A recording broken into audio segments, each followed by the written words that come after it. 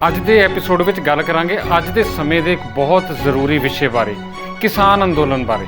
ਕਿਸਾਨ ਅੰਦੋਲਨ ਦੇ ਰਾਹ ਪੈਣ ਲਈ ਕਿਉਂ ਮਜਬੂਰ ਹੋਏ, ਕਿਸਾਨਾਂ ਦੀ ਕੀ ਮੰਗ ਹੈ ਅਤੇ ਸਭ ਤੋਂ ਜ਼ਰੂਰੀ ਗੱਲ ਕਿ ਇਹ ਮੁੱਦਾ ਸਿਰਫ ਕਿਸਾਨ ਦਾ ਮੁੱਦਾ ਨਹੀਂ, ਇਹ ਦੇਸ਼ ਦੇ ਹਰ ਇਨਸਾਨ ਦਾ ਮੁੱਦਾ ਹੈ। ਕਿਸਾਨਾਂ ਦੇ ਨਾਲ ਇਸ ਵੇਲੇ ਜੋ ਕੁਝ ਵੀ ਹੋ ਰਿਹਾ ਉਹ ਸਿਰਫ ਕਿਸਾਨਾਂ ਦੀ ਹੀ ਨਹੀਂ, ਦੇਸ਼ ਦੇ ਹਰ ਨਾਗਰਿਕ ਦੀ ਜ਼ਿੰਦਗੀ ਨੂੰ ਪ੍ਰਭਾਵਿਤ ਕਰੇਗਾ।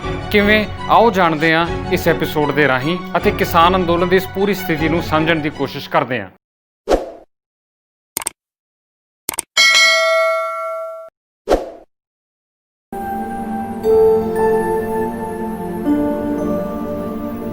ਸਾਡੇ ਦੇਸ਼ ਦਾ ਇੱਕ ਮਾੜਾ ਰੁਝਾਨ ਹੈ ਕਿ ਇੱਥੇ ਹਰ ਸਾਲ ਘੱਟੋ ਘੱਟ 2 ਜਾਂ 3 ਵਾਰ ਕਿਸਾਨਾਂ ਨੂੰ ਸੰਘਰਸ਼ ਦੇ ਰਾਹ ਜ਼ਰੂਰ ਪੈਣਾ ਪੈਂਦਾ ਹੈ।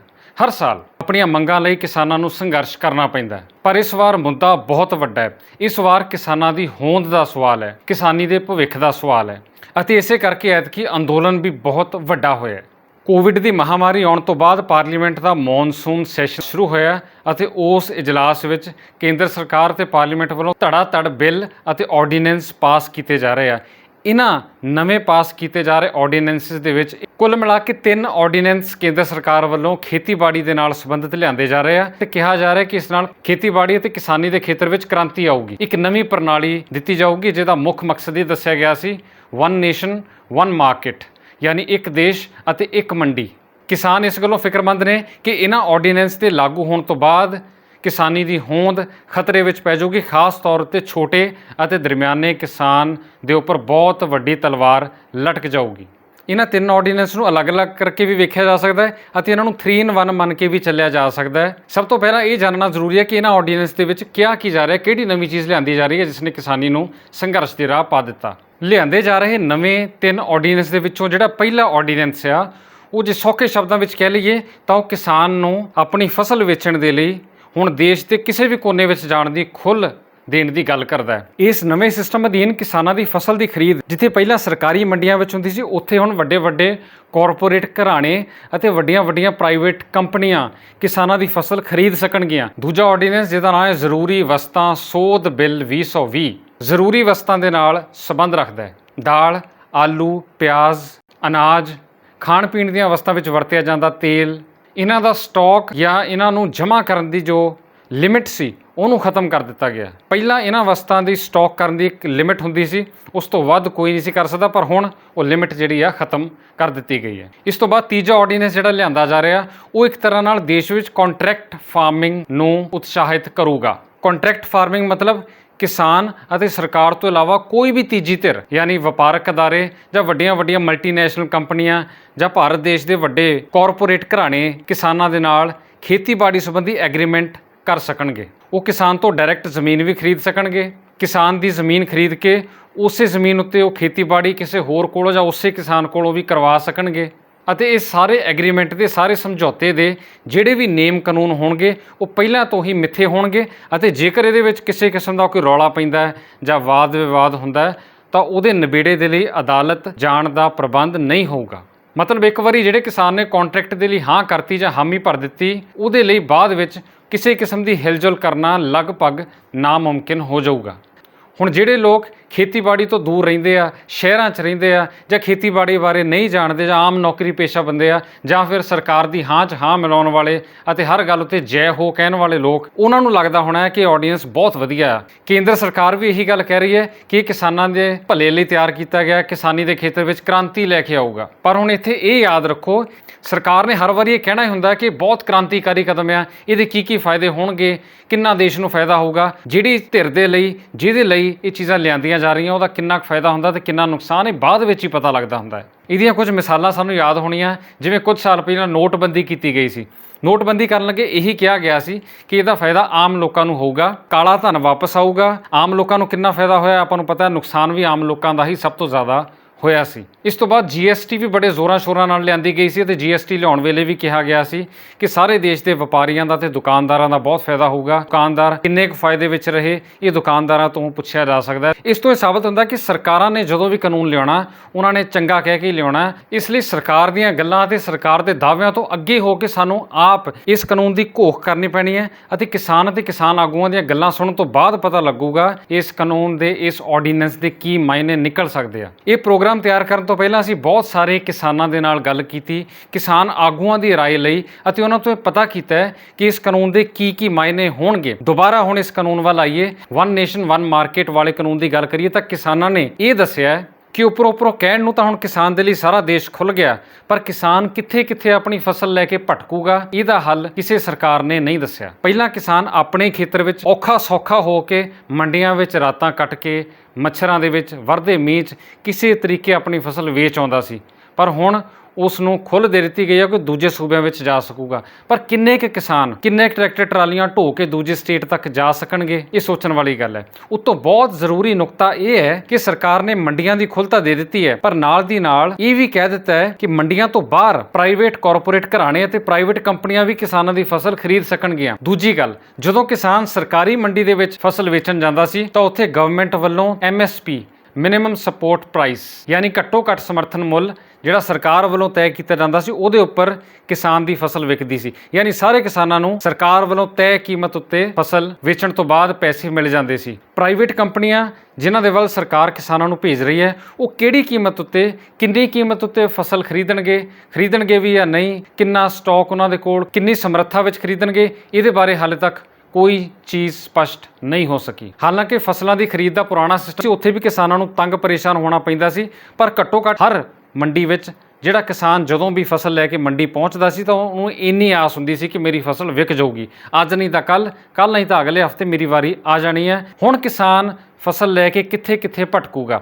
ਪਹਿਲਾਂ ਉਹ ਆਪਣੀ ਸਟੇਟ ਦੇ ਅੰਦਰ ਖੱਜਲ ਖੁਆਰ ਹੁੰਦਾ ਸੀ, ਹੁਣ ਉਹ ਦੂਜੇ ਇਲਾਕਿਆਂ ਵਿੱਚ, ਬਾਹਰਲੇ ਸਟੇਟ ਦੇ ਵਿੱਚ ਖੱਜਲ ਖੁਆਰ ਹੋਊਗਾ। ਇੰਨਾ ਲੰਮਾ ਪੈਂਡਾ ਉਹ ਕਿਵੇਂ ਤੈਅ ਕਰੂਗਾ, ਕਿੰਨਾ ਉਹਦਾ ਖਰਚਾ ਹੋਊਗਾ, ਰਾਹ ਵਿੱਚ ਉਹਨੂੰ ਕੋਈ ਲੁੱਟ ਲਵੇ, ਅਮਨ ਕਾਨੂੰਨ ਦੀ ਸਥਿਤੀ ਪਹਿਲਾਂ ਹੀ ਖਰਾਬ ਆ। ਇਹਨਾਂ ਸਾਰੀਆਂ ਗੱਲਾਂ ਵੱਲ ਸਰਕਾਰਾਂ ਨੇ ਹਾਲੇ ਤੱਕ ਨਹੀਂ ਸੋਚਿਆ ਅਤੇ ਬਹੁਤ ਵੱਡਾ ਸਵਾਲ ਇਹ ਵੀ ਹੈ ਕਿ MSP ਦਾ ਕੀ ਬਣੂਗਾ। ਦੂਜਾ ਕਾਨੂੰਨ ਜਿਹੜਾ ਆਲੂ, ਪਿਆਜ਼, ਟਮਾਟਰ ਅਤੇ ਹੋਰ ਚੀਜ਼ਾਂ ਨੂੰ ਜਾਂ ਇਹਨਾਂ ਨੂੰ ਜਮ੍ਹਾਂ ਕਰਨ ਦੀ ਜੋ ਲਿਮਿਟ ਸੀ ਉਹਨੂੰ ਖਤਮ ਕਰ ਦਿੱਤਾ ਗਿਆ। ਉਹ ਦੇਸ਼ ਦੇ ਲੋਕਾਂ ਲਈ ਬਹੁਤ ਖਤਰਨਾਕ ਹੋਊਗਾ, ਕਿਸਾਨਾਂ ਲਈ ਤਾਂ ਖਤਰਨਾਕ ਹੈ ਹੀ ਹੈ, ਲੋਕਾਂ ਨੂੰ ਵੀ ਇਹਦਾ ਬਹੁਤ ਵੱਡਾ ਨੁਕਸਾਨ ਹੋਣਾ ਹੈ।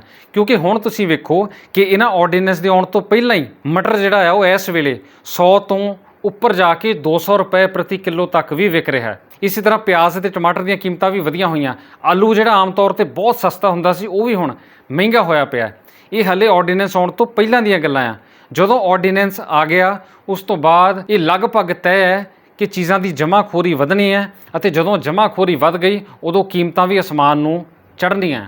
ਕੀਮਤਾਂ ਕਿਵੇਂ ਵਧਣਗੀਆਂ? ਇੱਕ ਚੀਜ਼ ਯਾਦ ਰੱਖਿਓ, ਕਿਸਾਨ ਕਦੀ ਵੀ ਆਪਣੀ ਫਸਲ ਨੂੰ ਜਮ੍ਹਾਂ ਕਰਕੇ, ਸਟਾਕ ਕਰਕੇ ਜਮ੍ਹਾਖੋਰੀ ਨਹੀਂ ਕਰਦਾ। ਕਿਸਾਨ ਜਦੋਂ ਉਹਦੀ ਫਸਲ ਤਿਆਰ ਹੁੰਦੀ ਹੈ ਉਹਨੂੰ ਫਟਾਫਟ ਵੇਚਣ ਦੀ ਕਰਦਾ ਹੈ, ਕਿਉਂਕਿ ਵੇਚ ਕੇ ਉਹਨੇ ਆਪਣੇ ਪਰਿਵਾਰ ਦੇ ਲਈ ਪੈਸੇ ਕਮਾਉਣੇ ਹੁੰਦੇ ਆ। ਇਸ ਲਈ ਕਿਸਾਨ ਜਮ੍ਹਾਖੋਰੀ ਨਹੀਂ ਕਰਦਾ, ਪਰ ਪ੍ਰਾਈਵੇਟ ਕੰਪਨੀਆਂ ਜਿਨ੍ਹਾਂ ਨੇ ਵੱਡੇ ਗੋਦਾਮ ਬਣਾ ਲੈਣੇ ਆ ਉਹ ਜ਼ਰੂਰ ਸਬਜ਼ੀਆਂ, ਆਲੂ, ਪਿਆਜ਼, ਟਮਾਟਰ ਅਤੇ ਹੋਰ ਚੀਜ਼ਾਂ ਜਮ੍ਹਾਂ ਕਰਨਗੀਆਂ। ਕਿਸਾਨਾਂ ਤੋਂ ਵੱਡੇ ਪੱਧਰ ਉੱਤੇ ਖਰੀਦ ਕੇ ਉਹਨਾਂ ਨੇ ਜਮ੍ਹਾਂ ਕਰ ਲੈਣੀਆਂ ਅਤੇ ਜਦੋਂ ਡਿਮਾਂਡ ਵਧੀ ਅਤੇ ਸਪਲਾਈ ਘਟੀ ਉਦੋਂ ਉਹਨਾਂ ਨੇ ਮਹਿੰਗੇ ਭਾਅ 'ਤੇ ਵੇਚਣੀਆਂ ਅਤੇ ਲੋਕੀ ਫਿਰ ਮਹਿੰਗੇ ਭਾਅ 'ਤੇ ਖਰੀਦਣ ਲਈ ਮਜਬੂਰ ਹੋਣਗੇ। ਇਹਦਾ ਸਿੱਧਾ ਫਾਇਦਾ ਹੋਣਾ ਹੈ ਪ੍ਰਾਈਵੇਟ ਕੰਪਨੀਆਂ ਅਤੇ ਕਾਰਪੋਰੇਟ ਘਰਾਣਿਆਂ ਨੂੰ ਅਤੇ ਸਭ ਤੋਂ ਵੱਡਾ ਨੁਕਸਾਨ ਹੋਣਾ ਹੈ, ਕਿਸਾਨ ਤੋਂ ਵੀ ਜ਼ਿਆਦਾ ਨੁਕਸਾਨ ਹੋਣਾ ਹੈ ਆਮ ਲੋਕਾਂ ਦਾ। ਤੀਜਾ ਆਰਡੀਨੈਂਸ ਜਿਹੜਾ ਸਭ ਤੋਂ ਜ਼ਿਆਦਾ ਖਤਰਨਾਕ ਕਿਸਾਨ ਮੰਨ ਰਿਹਾ ਉਹ ਹੈ ਕੰਟਰੈਕਟ ਫਾਰਮਿੰਗ। ਹਾਲਾਂਕਿ ਹੁਣ ਵੀ ਠੇਕੇ ਉੱਤੇ ਜ਼ਮੀਨ ਦੇਣ ਦਾ ਕੰਮ ਚੱਲਦਾ ਹੈ, ਪਰ ਠੇਕੇ ਉੱਤੇ ਜ਼ਮੀਨ ਇੱਕ ਤਰ੍ਹਾਂ ਦੇ ਨਾਲ ਇੱਕ ਕਿਸਾਨ ਜਾਂ ਇੱਕ ਜ਼ਮੀਨ ਮਾਲਕ ਦੂਜੇ ਕਿਸਾਨ ਨੂੰ ਹੀ ਦਿੰਦਾ। ਪਰ ਜਦੋਂ ਕਾਰਪੋਰੇਟ ਘਰਾਣੇ ਕਿਸਾਨਾਂ ਦੇ ਕੋਲੋਂ ਉਹਨਾਂ ਦੀ ਜ਼ਮੀਨ ਲੈ ਕੇ ਉਹਦੇ ਉੱਪਰ ਸ਼ਰਤਾਂ ਤਹਿਤ ਖੇਤੀ ਕਰਾਇਆ ਕਰਨਗੇ ਤਾਂ ਇਹ ਬਹੁਤ ਖਤਰਨਾਕ ਸਥਿਤੀ ਬਣ ਜਾਣੀ ਹੈ। ਦੇਸ਼ ਅੰਦਰ ਖੇਤੀ ਹੇਠਲਾ ਰਕਬਾ ਪਹਿਲਾਂ ਹੀ ਘਟ ਗਿਆ ਅਤੇ ਜੋ ਥੋੜਾ ਬਹੁਤਾ ਬਚਿਆ ਉਹਦੇ ਉੱਪਰ ਵੀ ਵੱਡੇ ਕਾਰਪੋਰੇਟ ਘਰਾਣਿਆਂ ਨੇ ਅੱਖ ਰੱਖੀ ਹੋਈ ਹੈ ਅਤੇ ਉਹ ਕਿਸਾਨਾਂ ਨੂੰ ਇੰਨੇ ਲਾਲਚ ਦੇ ਕੇ ਕਿਸੇ ਤਰ੍ਹਾਂ ਜ਼ਮੀਨਾਂ ਖਰੀਦਣਗੇ ਅਤੇ ਫਿਰ ਉਸੇ ਜ਼ਮੀਨ ਨੂੰ ਖੇਤੀਬਾੜੀ ਦੇ ਲਈ ਵਰਤਣਗੇ।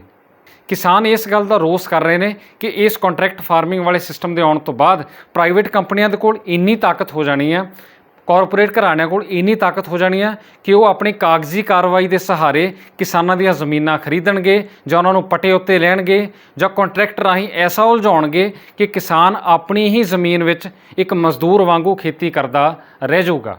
ਹੁਣ ਇੱਕ ਹੋਰ ਬਹੁਤ ਅਹਿਮ ਗੱਲ ਇਹ ਹੈ, ਇਹ ਆਰਡੀਨੈਂਸ ਲਿਆਉਣ ਤੋਂ ਪਹਿਲਾਂ ਨਾ ਤਾਂ ਕਿਸੇ ਕਿਸਾਨ ਜਥੇਬੰਦੀ ਦੇ ਨਾਲ ਸਲਾਹ ਕੀਤੀ ਗਈ, ਨਾ ਕਿਸਾਨਾਂ ਤੋਂ ਸਰਵੇ ਕਰਵਾਇਆ ਗਿਆ, ਉਹਨਾਂ ਦੀ ਰਾਏ ਪੁੱਛੀ ਗਈ। ਮਤਲਬ 에ਅਰ ਕੰਡੀਸ਼ਨਡ ਕਮਰਿਆਂ ਵਿੱਚ ਬਹਿ ਕੇ ਕੁਝ ਬਾਬੂਆਂ ਨੇ, ਕੁਝ ਸਿਆਸੀ ਆਗੂਆਂ ਨੇ ਇਹ ਪੂਰੀ ਯੋਜਨਾ ਤਿਆਰ ਕੀਤੀ ਹੈ ਅਤੇ ਹੁਣ ਇਸ ਨੂੰ ਕਿਸਾਨਾਂ ਦੇ ਸਿਰ ਮੜਿਆ ਜਾ ਰਿਹਾ, ਬਦੋ ਬਦੀ ਉਹਨਾਂ ਦੇ ਗਲ ਪਾਇਆ ਜਾ ਰਿਹਾ ਹੈ। ਅਜਿਹੇ ਵਿੱਚ ਨਵਾਂ ਆਰਡੀਨੈਂਸ ਕਿੰਨਾ ਕੁ ਸੁਚੱਜਾ ਹੋਊਗਾ, ਕਿੰਨਾ ਕੁ ਸਹੀ ਹੋਊਗਾ, ਇਹਦਾ ਅੰਦਾਜ਼ਾ ਅਸੀਂ ਆਪ ਹੀ ਲਾ ਸਕਦੇ ਹਾਂ। ਇਸ ਮਾਮਲੇ ਦੇ ਦੋ ਹੋਰ ਪਹਿਲੂ ਆ ਜਿਨ੍ਹਾਂ ਦੇ ਉੱਪਰ ਧਿਆਨ ਦੇਣਾ ਬਣਦਾ ਹੈ।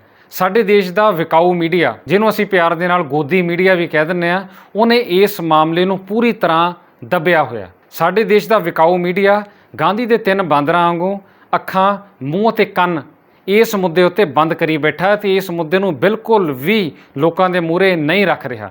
ਜਦੋਂ ਦੇਸ਼ ਦਾ ਅੰਨਦਾਤਾ ਕਿਸਾਨ ਸੜਕਾਂ ਉੱਤੇ ਉਤਰਿਆ ਹੋਵੇ, ਉਹਨੂੰ ਆਪਣੇ ਨਾਲ ਧੱਕਾ ਹੁੰਦਾ ਮਹਿਸੂਸ ਹੋ ਰਿਹਾ ਹੋਵੇ ਅਤੇ ਸਾਡੇ ਦੇਸ਼ ਦਾ ਮੀਡੀਆ ਕਿਸਾਨਾਂ ਦੀ ਗੱਲ ਕਰਨ ਦੀ ਬਜਾਏ, ਕਿਸਾਨਾਂ ਦੀ ਖਬਰ ਦਿਖਾਉਣ ਦੀ ਬਜਾਏ, ਕਿਸਾਨਾਂ ਦਾ ਪੱਖ ਲੋਕਾਂ ਮੂਹਰੇ ਰੱਖਣ ਦੀ ਬਜਾਏ ਸਾਡੇ ਦੇਸ਼ ਦਾ ਮੀਡੀਆ ਕੀ ਕਰ ਰਿਹਾ ਹੈ, ਉਹ ਇੱਕ ਫਿਲਮ ਅਦਾਕਾਰਾ ਕੰਗਨਾ ਰਣੌਤ ਦੇ ਬੇਤੁਕੇ ਬਿਆਨਾਂ ਨੂੰ ਸਾਰਾ ਦਿਨ ਵਧਾ ਚੜਾ ਕੇ ਦੱਸ ਰਿਹਾ ਹੈ। ਮੀਡੀਆ ਕਿਸਾਨਾਂ ਦੀ ਗੱਲ ਕਰਨ ਦੀ ਥਾਂ ਕੰਗਨਾ ਰਣੌਤ ਦੀਆਂ ਗੱਲਾਂ ਕਰ ਰਿਹਾ ਹੈ, ਉਸ ਨੂੰ ਹੀਰੋ ਬਣਾਉਣ ਉੱਤੇ ਲੱਗਿਆ ਹੋਇਆ ਅਤੇ ਡਰੱਗਸ, ਬਾਲੀਵੁੱਡ, ਬਿਆਨ, ਟਵਿੱਟਰ ਇਹੋ ਜਿਹੀਆਂ ਗੱਲਾਂ ਵਿੱਚ ਲੋਕਾਂ ਨੂੰ ਉਲਝਾ ਕੇ ਇਸ ਮੁੱਦੇ ਵੱਲ ਲੋਕਾਂ ਦਾ ਧਿਆਨ ਪੈਣ ਤੋਂ ਰੋਕ ਰਿਹਾ ਹੈ।